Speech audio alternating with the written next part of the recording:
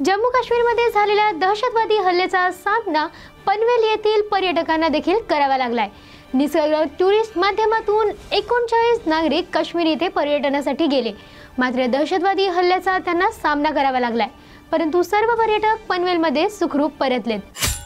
पहलगाम येथे झालेल्या भ्याड हल्ल्याच्या निषेधार्थ आज अमरावती बंदीची हाक विश्व हिंदू परिषद आणि हिंदुत्ववादी संघटनांच्या वतीने मुख्य मार्केट सकाळपासून बंद आहेत। घटनेच्या निषेधार्थ अमरावतीत पाळला जाणारा एक दिवसीय बंद।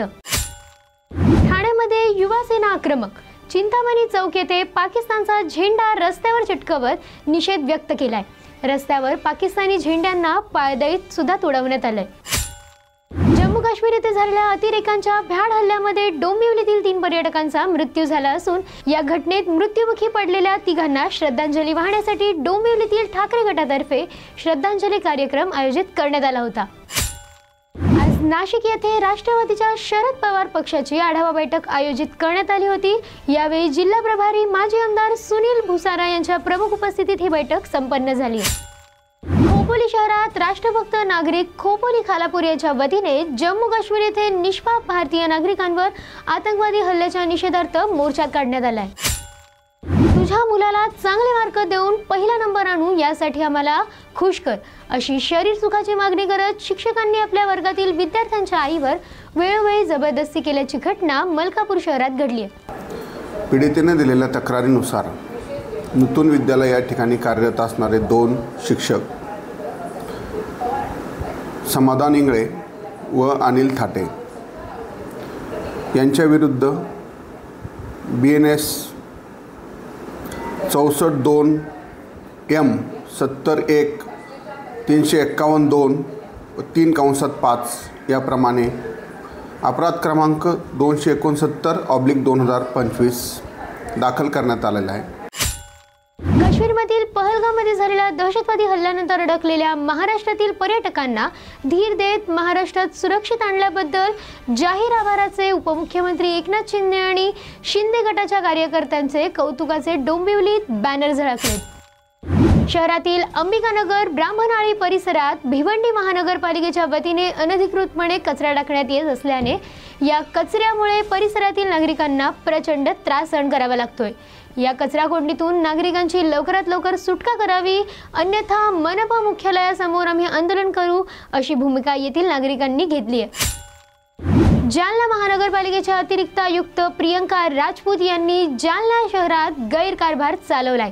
त्यांच्या गैरकारभाराची जालना शहरातील जनतेत जोरदार चर्चा रंगली असून वंचित बहुजन आघाडी आणि OBC समाज बांधव यांनी जाहीर त्याचा निषेध केलाय। माझे मयत पांडुरंग भीमराव सोनवणे वडील होते, त्यांच्या आई वडिलांचे आम्ही मयत प्रमाणपत्र मागितले होते, तर त्यांनी आम्हाला मागणी केली ती म्हणजे माहितींनी की पैसे द्या म्हणून, त्यामुळं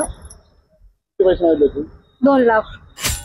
एप्रिल महिना संपत आला असताना बाजारात रत्नागिरीवरून हापूस आंबा बुलढाणा बाजारात विक्रीसाठी दाखल झाल्याने बुलढाणा अर्बन परिवाराने ना नफा ना तोटा या तत्वावर सभासदांसाठी रत्नागिरीतून हापूस आंबा उपलब्ध करून दिलाय। मेरे पास 101 वेराइटी आती है। अभी आज के मार्केट के अंदर हापूस आई हुई, हापूस का रेट खोला मैंने 120 रुपये, केसर का भाव खोला 120 रुपये, पायरी का 100 रुपये खोला और लाल बाग का 80 रुपये खोला, पायरी का अपने तुम्हारे दसरी का 80 रुपये खोला।